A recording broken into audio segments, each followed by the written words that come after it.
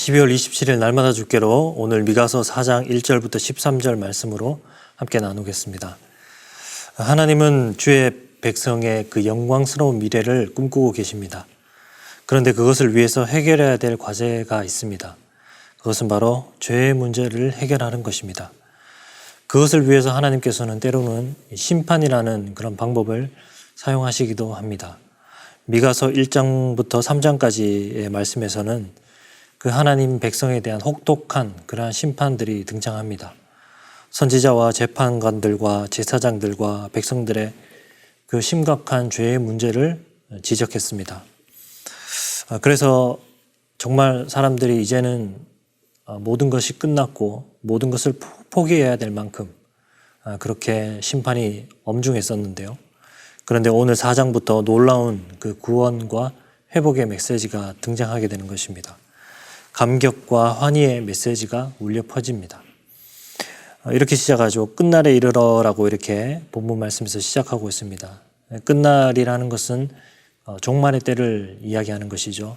종말의 때는 하나님의 뜻이 실현되는 때입니다. 이때 어떤 일이 일어나는가 보니까 1번 질문입니다. 이방 사람들이 여호와의 전으로 가면서 선포하는 말은 무엇입니까? 라고 질문합니다. 2절 말씀에서 곧 많은 이방 사람들이 가며 이르기를 오라 우리가 여호와의 산에 올라가서 야곱의 하나님의 전에 이르자 그가 그의 도를 가지고 우리에게 가르치실 것이니라 우리가 그의 길로 행하리라 하니니 이는 율법이 시온에서부터 나올 것이요 여호와의 말씀이 예루살렘에서부터 나올 것임이라.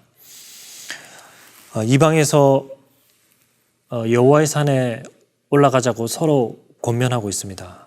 이렇게 권하는 이유는 하나님의 성전에 들어가서 그 하나님의 율법의 말씀을 듣기 위해서입니다. 종말의 때 하나님의 말씀은 그 이스라엘 백성들에게만 제한되지 않습니다. 모든 민족과 나라에 그 구원과 그 말씀은 전파됩니다.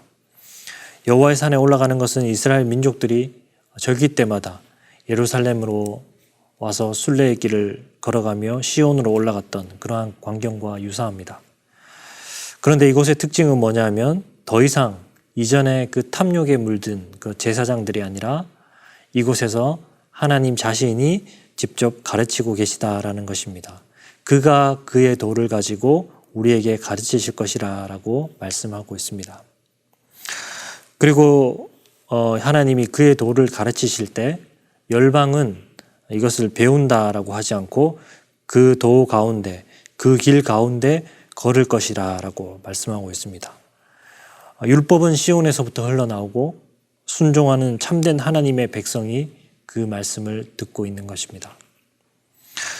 2번 보겠습니다. 회복의 날에 이루어질 축복은 무엇입니까? 3절 보면 이 나라와 저 나라가 다시는 칼을 들고 서로 치지 아니하며 라고 말합니다. 민족들이 진정한 그 정의와 또 행복에 이르게 할 그 말씀, 그 토라의 말씀, 그 시온과 예루살렘에서 나오는 그 말씀을 배우고 결과적으로 열방들은 이제 더 이상 전쟁을 벌이지 않습니다. 전쟁의 도구인 그 칼과 낫을 만들지 아니하고 이제 그 칼로 보습을 만들고 창으로 낫을 만듭니다. 또 4절에 보게 되면 각 사람이 자기 포도나무 아래와 저가 무화과 나무 아래 앉을 것이라 그들을 두렵게 할 자가 없으리니 라고 말합니다.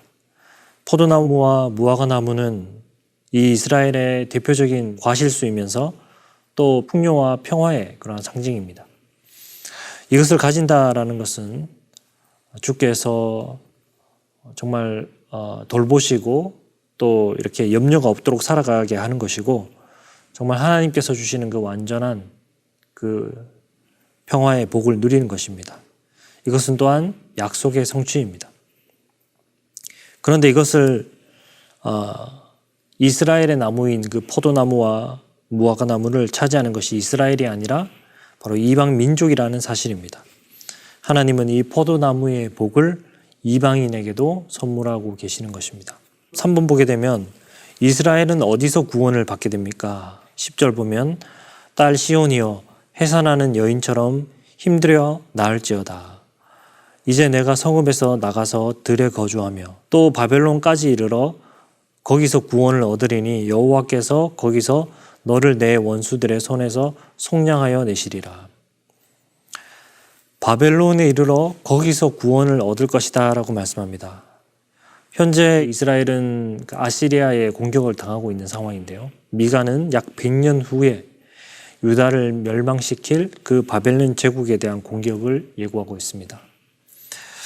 그때 하나님은 이들을 바벨론에서 데려오시게 하기 위해서 친히 원수들의 그 손에서 속량하여 낼 것이다 라고 말씀합니다.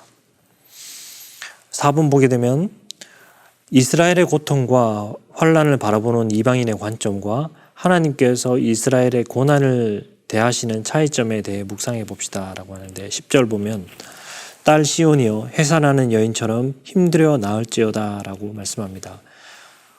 굉장히 고통스러운 상황이죠. 해산하는 상황. 그런데 출산이라는 것은, 해산이라는 것은 그 속에 다분히 희망이 포함되어 있는 것입니다. 이스라엘의 관점이라는 것은 하나님의 심판으로 시온에 내린 그 재앙을 통해서 시온은 지금 극심한 그 고통을 당하고 있지만 그러나 그 고통을 통해서 한 아이가 태어나게 될 것이다 라는 것입니다. 하나님께서는 그들을 심판함으로 정말 시온 백성 자신들도 결코 상상할 수 없었던 그러한 일을 계획하고 계셨던 것입니다. 마치 농부들이 추수 때에 곡식단을 타작마당에 모을 때에 기쁨과 열심으로 모은 같이 이스라엘의 남은 자들을 모으는 것이 바로 하나님의 계획이셨던 것입니다.